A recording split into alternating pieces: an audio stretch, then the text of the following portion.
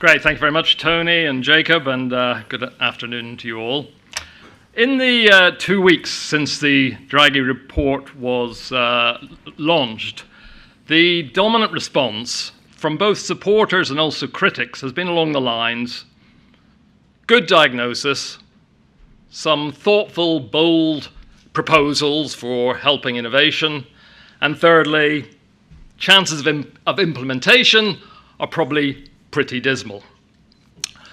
My take is a complete opposite. I think the diagnosis is misleading. I think the proposals are conventional and counterproductive to innovation. And most of the ideas, at least in content if not in scale, are already under implementation. Far from being a fresh formulation, I think the report is another instance where European Union leaders turn a problem into a crisis, in Draghi's words, an existential challenge, in order to justify extending the powers of the EU to the detriment of national sovereignty and national decision-making. That is, to quote Thomas Varzy's latest publication, it's another example of the silent coup.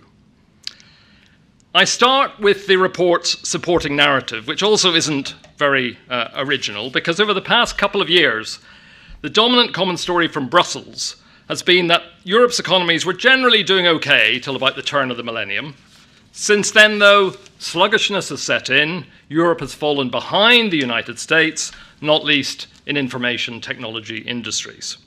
Meanwhile, the recent technological advances of China, described in the report as Europe's geopolitical rival, now reinforce the urgency of reversing Europe's underperformance.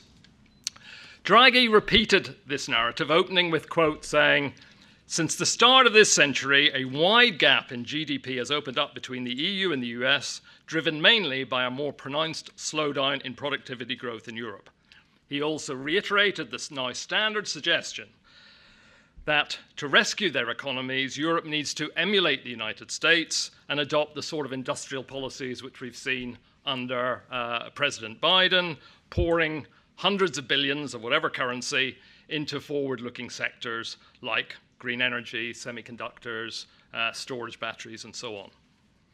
Each part of this narrative, I think, is flawed.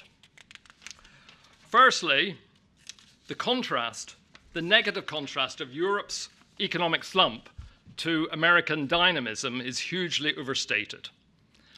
Second, Europe has little to learn from Washington about policy, as they already have an awful lot in common. And third, if the headline parts of Draghi's agenda were ever implemented, they risk doubling down on the current genre of policies that are impeding the resumption of decent productivity growth. On the first point, Draghi, like anyone, can cherry-pick American economic data that looks better than Europe's. But this is not a contrast of underlying economic strength on both sides of the Atlantic. It is primarily because of America's greater economic resilience, a resilience that partly derives from its most long-running asset, which is the global role of the dollar, because that enables the American government to be able to sell lots and lots of treasury bonds, thereby facilitating its borrowing and enabling the extraordinarily loose budget policies, not just of Biden, not just of Trump, but going back to Obama and before. Deficit this year in America, 6%, when we're talking about 3-4% in other countries. This unusually high level of government spending, not least during and after the pandemic shutdowns, keeps the American economy active, but it has not prevented its own decline in trend productivity growth.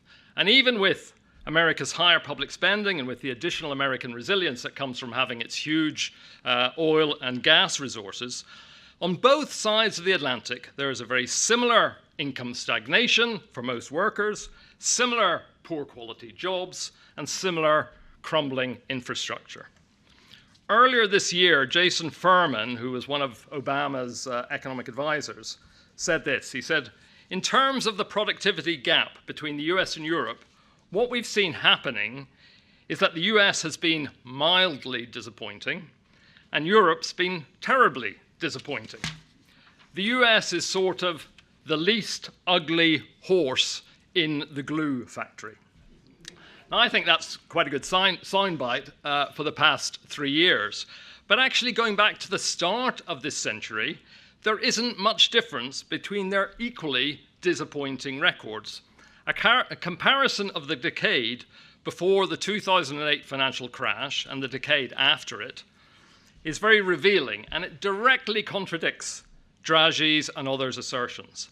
Average productivity growth for the EU 27 as a bloc fell by just less than a half between these two periods, to slightly below 1% a year.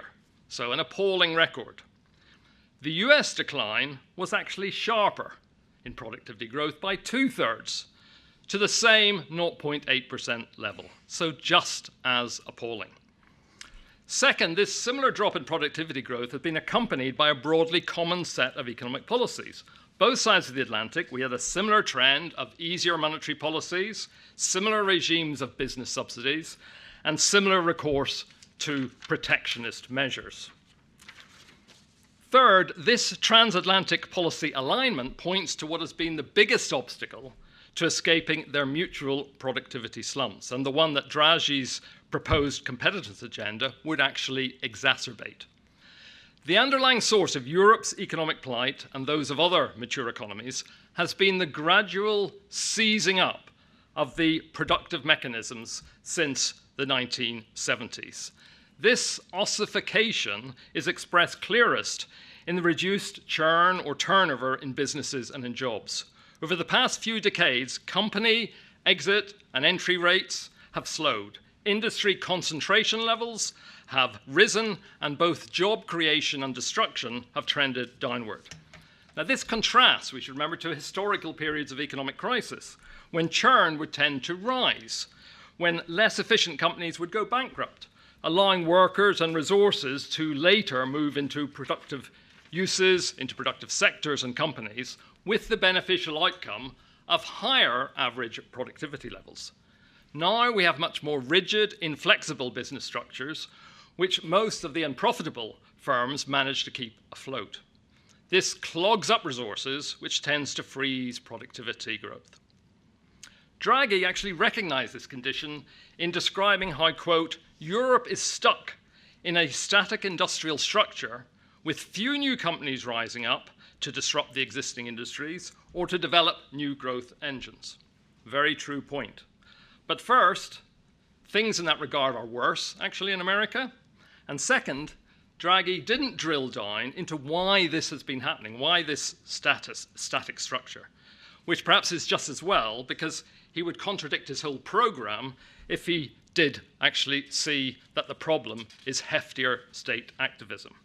Because for almost 4 decades now, the increasingly mollycoddling interventions of the state have had the unintended consequence of consolidating these congested static economies.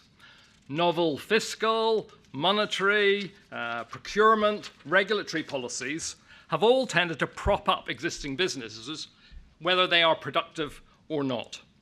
And one of the worst aspects, I want to stress this, the worst aspects about this policy shift to supporting the corporate status quo is that it has not been driven by a purposeful strategy. It's not been informed by new economic thinking. If it were comparable, say, to the Keynesian or the Hayekian ideas that emerged in the interwar period, then this policy orientation would be a bit easier to nail down, to debate, and to contest. Rather, this persistent policy propensity has been the semi-conscious manifestation in the economic sphere of the culture that has become dominant within European and other Western elites. A culture which is fearful of change, which is defensive, and which is prone to micro-control. A culture with no grand visions, no trust in people, and no confidence that genuine as opposed to rhetorical change could actually make things better. As a result, the default impulse of these elites is to try to avoid any unnecessary risks and disruption, and instead to act to preserve what exists. Not least, I think, here in Brussels, this apprehensive, safety-first approach has found favour in place of the traditional creative, destructive mode of capitalism. And the huge downside of this protective, safety-led state is that by preventing many businesses from collapsing, it robs the market system of its periodic bouts of cleansing, when unproductive businesses and debt could get wiped out. In their absence, what we have are economies dominated by large, slow-moving, state-dependent corporations that are underinvesting alongside an assortment of zombie businesses, sort of corporate deadwood, another way to describe them, which are kept alive because of state-backed largesse. And hence, they also have no capacity to invest in technology. Thanks.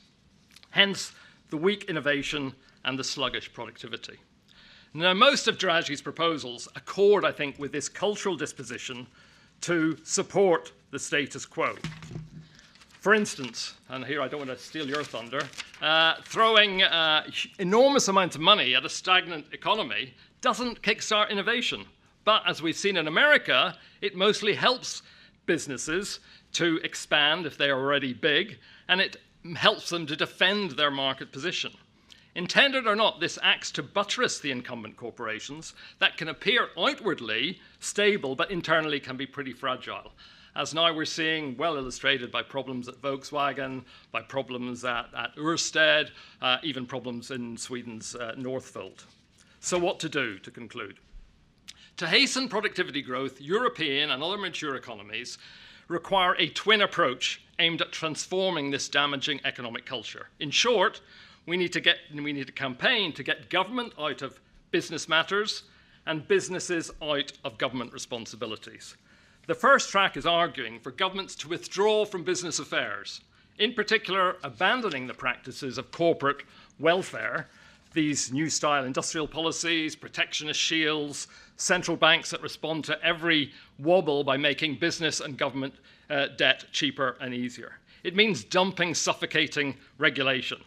Beyond legislating for some basic tenets of civilized production, basic employment rights, basic health and safety, any business regulation should be subject to an innovation principle, an idea I think first suggested by Matt Ridley. They should be tested on whether a regulation advances or impedes innovation. And in addition, significant regulatory packages, like, for example, the decarbonization policies we'll be going on to discuss, significant ones should be conditional on the electorate's approval, something which, as we know, has been lacking so far. Instead, economic policy should be about providing the quality public goods that businesses and people need, including effective infrastructure, cheap, reliable energy, funding for basic research and science, and essential to ease families through the disruption, a generous welfare and training system that incentivizes unemployed people off benefits and into work. The parallel shift, cultural shift for businesses is to get on with business. Firms and investors should be allowed to be driven by commercial criteria, again subject to democratic law, and refrain from taking on social responsibilities, social justice goals, or environmental objectives. All these are for people to decide on democratically, not for unaccountable executives in businesses to pursue. This twin track approach won't generate an overnight transformation because there isn't a quick and simple way out of this economic and cultural mess. But cultivating such an approach, I think, gives us a fighting chance to be able to get onto a road to a better future. Thank you. Thank you, Phil. Thank you.